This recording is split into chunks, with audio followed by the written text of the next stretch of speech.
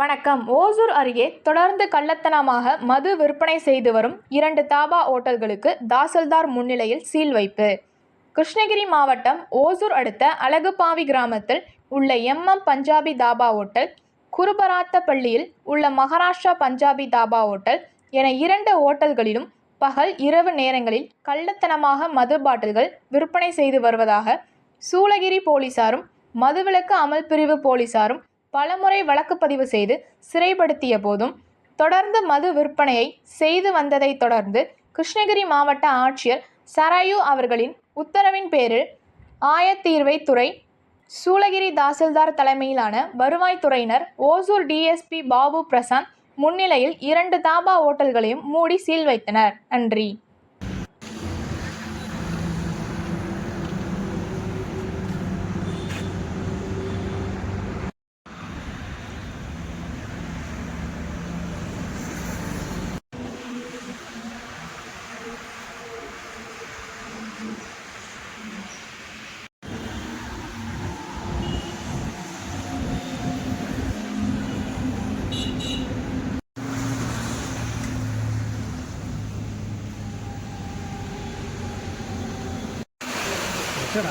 இல்லை